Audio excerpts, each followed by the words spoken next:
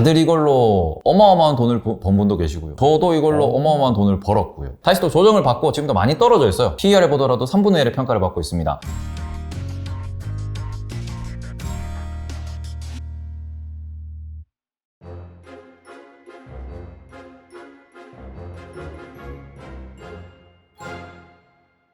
그리고 자동차 전장부터 자율주행까지 M&A로 몸집을 불리고 있는 한국 기업이 있다. 그러면서 이제 이것도 뭐 10배 정도 가능할 수도 있다.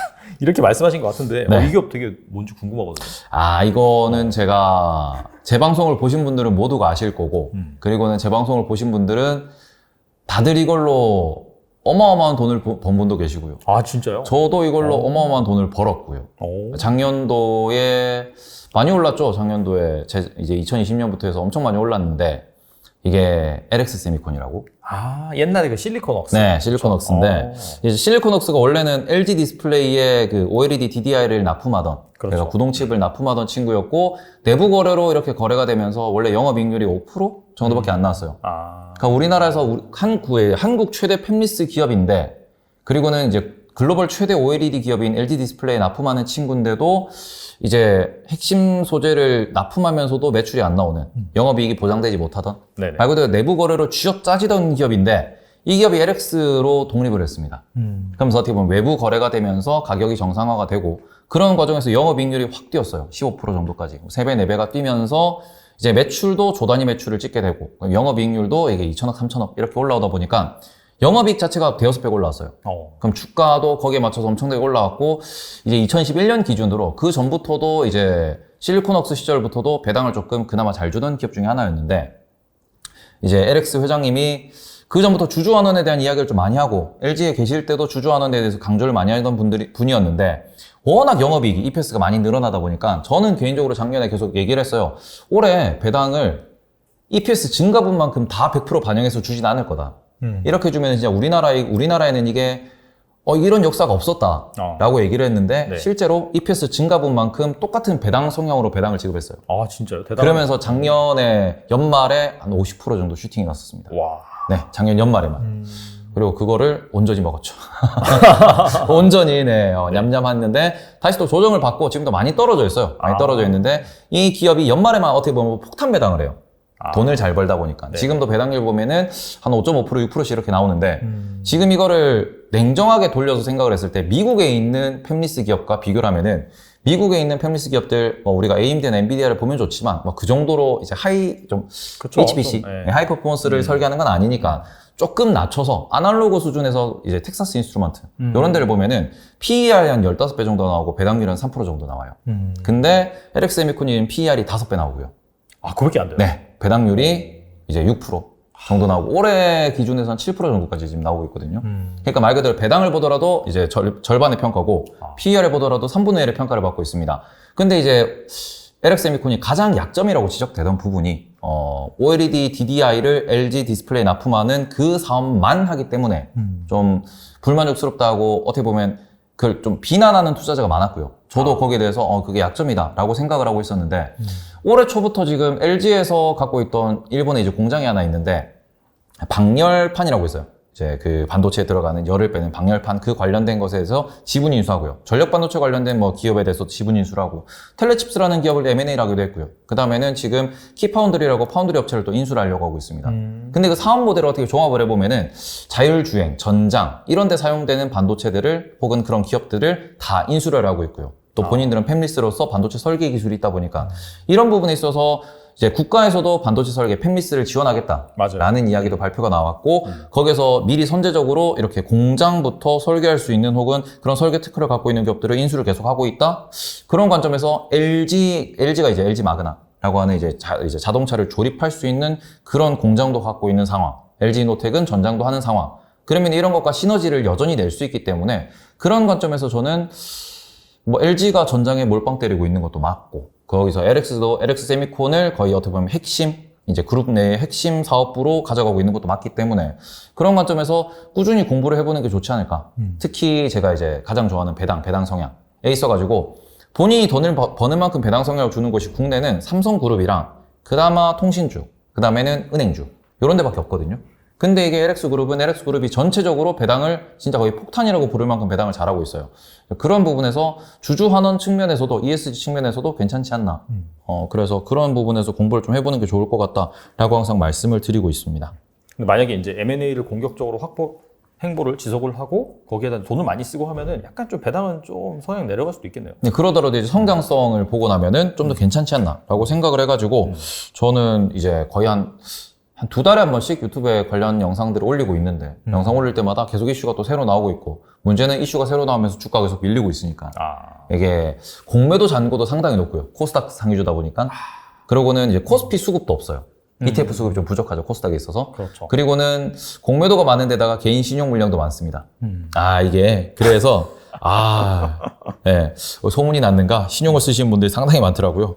그래서 무겁습니다. 지금 주가가 좀 무겁긴 한데 이 기업은 꼭 관심 종목에 넣고 공부해 보셨으면 좋겠어요. 국내에서는 뭐 이렇게 엄청나게 성장을 할 거다 이렇게 보기보다는 어떻게 보면은 경영을 잘하고 그 다음에는 주주환원도 잘하는 기업이기 때문에 이런 기업의 어떻게 보면 성장 스토리를 우리가 좀 기억을 해놓으면은 다른 기업도 찾을 수 있지 않을까라고 생각을 하고 있어서 이 부분은 항상 제가 강조를 하고 있습니다. 그리고 우리가 이제 시스템 반도체 이쪽을 계속해서 이제 지원을 할 거고 국가 차원에서 그런 측면에서 사실 그 팹리스 유일한 그런 사업 부문을 가지고 사실 계속해서 이제 성장을 하는 기업이 LX세미콘이 대표적이잖아요. 그래서 그런 대장주 관점에서 늘 지켜볼 필요는 있을 것 같아요. 근데 지금까지 팹리스라고 했을 때 국내 섹터가 없었어요. 그러니까요. 왜냐면 LX세미콘은 LG에 숨어져 있던 곳이고 삼성에서도 반도체 설계하면은 삼성전자 밑에 숨어 있는 곳이니까 맞아요. 대장인 기업들이 뭐 그쪽에 대해서 딱히 이렇게 뭐 트레이드 할 수 있는 부분이 없었고 그러고는 나머지 기업들은 돈을 못 벌어요. 그러니까 우리가 수많은 그 팹리스 기업들이 국내에도 존재를 하지만 돈을 버는 기업이 없고 규모를 이룬 기업이 없어서 어떻게 보면은 진짜 LX세미콘을 말고는 투자할 만한 기업이 없거든요. 많은 기업들을 공부를 해보고 해도 뭐 영업이익률이 2% 3%. 그러니까 팹리스가 2% 3%라고 하면은 말이 안 되죠. 소프트웨어 산업인데. 그러다 보니까 그 전까지 주목을 못 받다가 이제 영업이익률 10% 넘어가고 성장하는 돈 잘 버는 기업이 나왔기 때문에 팹리스를 공부하겠다 혹은 반도체 설계 쪽을 공부하겠다라는 그런 관점에서도 한번 꼭 이 동네를 찾아보셨으면 좋겠습니다. 알겠습니다. 그리고 최근에 이 바이오 주식들이 약간 좀 꿈틀꿈틀 움직이고 있거든요. 최근에 폭락장에도 어느 정도 좀 반등이 나왔고 좀 주가가 양호한 흐름이 나오고 있습니다. 그리고 외국인 투자자도 좀 사더라고요. 그래서 이 바이오 주식이 거의 한 1년 6개월에서 2년 정도 소외가 됐다가 약간 다시 반등한 듯한 모습을 보이고 있는데 어떻게 보시나요? 이거는? 채널 터트릴 만한 폭탄 발언하고 가도 됩니까? 이번에 사료업체 하나가 또 바이오로 바뀌었어요. 그 카나리아 바이오인가? 그렇죠. 우리 까나리 친구가 이게 그 전부터 소문이 지금 무성합니다. 누군가 샀다더라, 누가 그 전부터 이걸 뭐 내부 정보를 들었다더라. 썰이에요. 썰인데 썰이 무성해요. 뭐냐 그러면은 장이 안 좋습니다. 근데 장이 안 좋을 때마다 대한민국은 테마주가 득실득실하죠. 그렇죠. 특히 우리나라는 상한가 제도가 있다 보니까 상한가를 하루 이틀 3일 4일 뭐 이렇게 보내버리면은 그 뒤에는 사람들이 눈이 돌아서 막 뛰어듭니다. 그런 것들을 일부러 노리기도 해요. 그러면서 이게 뭐 여러 가지 뭐 작전이니 이런 영화를 보셨다시피 돈이 도는 세상이기 때문에 돈이 있다 보니까 무서운 일들도 많이 발생을 하고 또 그런 관점에서 돈을 짧은 시간에 많이 벌기 위해서 어떻게 보면은 뭐 뇌를 총동원해가지고 그런 쪽에 또 상상하고 뛰어들고 돈을 실제로 버는 분들이 나옵니다. 그러다 보니까 이 동네가 한 번 뛰면은 일동제약도 2배 뛰었습니다. 말 그대로 한 번 뛰면은 50% 100%는 그냥 눈 감고 올라가는 거예요. 그리고 아까 말씀드렸다시피 그런 투자자들이 모이는 종목들이기 때문에 한 번 들어오면은 잘 안 빠져나가요. 오를 때까지.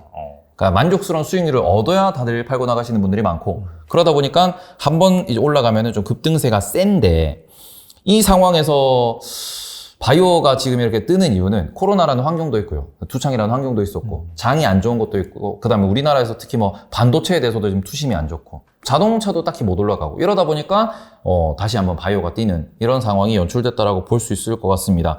그런데 이게 바이오 주식의 바닥이 어디냐라고 물어보면은 여의도에 있는 전문가분들은 이런 얘기를 많이 하시죠. 역대급으로 뭐 어떻다 기대감이 있는데도 이만큼 빠졌다. 맞아요. 임상이 언제 되는데 반응이 없다.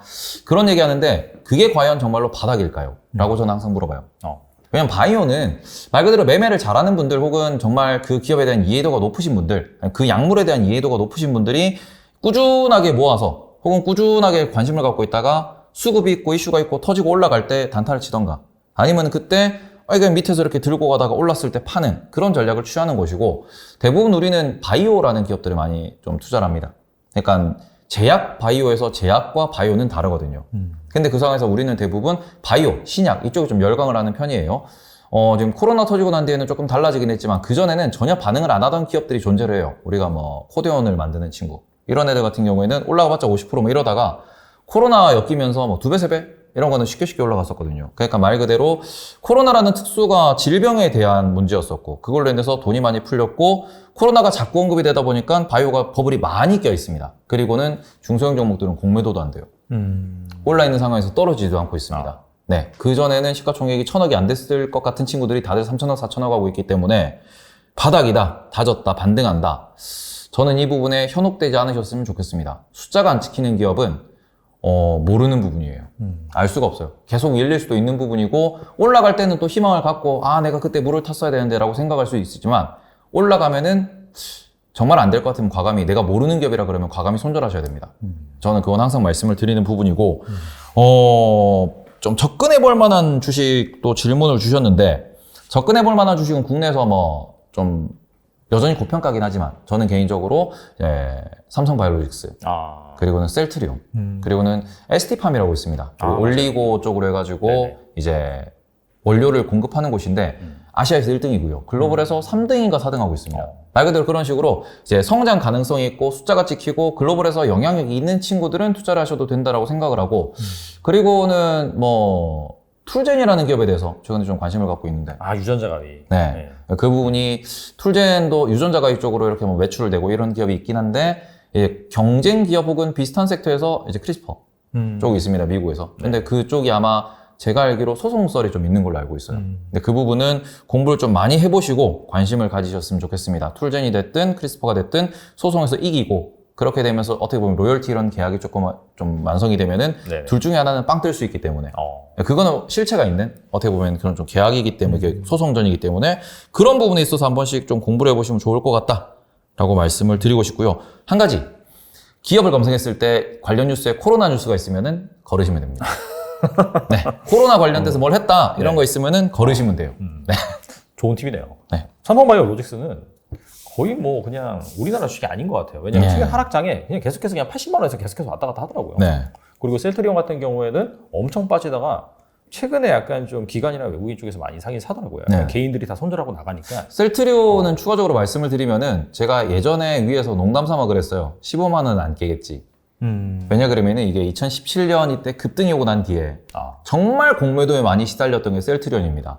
그리고 셀트리온 주가를 보시면은 그 공매도가 많은 상황에서 2019년도에 15만 원을 지켰어요. 1년 동안. 제가 그래서 그 차트를 보면서 이게 뭐 이렇게 40만 원 찍고 30만 원 내려오고 이럴 때 이제 차트 열어놓고 저희끼리 이제 얘기하다가 이게 그래도 19년도에도 그 15만 원 공매도를 그걸 버텨냈는데 이번에도 설마 15만 원까지 빠질까요? 빠지면 15만 원에서 이게 버티지 않겠습니까? 했는데 진짜로 15만 원에서 버티고 지금 올라가고 있거든요. 근데 이게 바이오가 차트 매매를 많이 하세요, 다들. 그러면은 한 가지 팁 중에 하나가 바이오도 차트를 5년, 10년 차트를 열어보세요. 10년은 좀 과하니까 5년? 적어도 3년 차트는 열어보셔야 돼요. 왜냐면은 그 차트상으로 위에 매물대가 얼마나 있는지, 그전 저점은 어딘지 이런 걸 좀 확인을 해보시고 차트 매매 관점도 접근을 하셔야지, 일봉 열어놓으시고 혹은 분봉 열어놓으시고 나는 차트 매매할 거라고 하시면은 큰 코 다칩니다. 이게 개인 투자자가 제가 정말 시겁했던 게 차트 길게 보셨어요? 라고 질문을 주면은 길게 봤대요.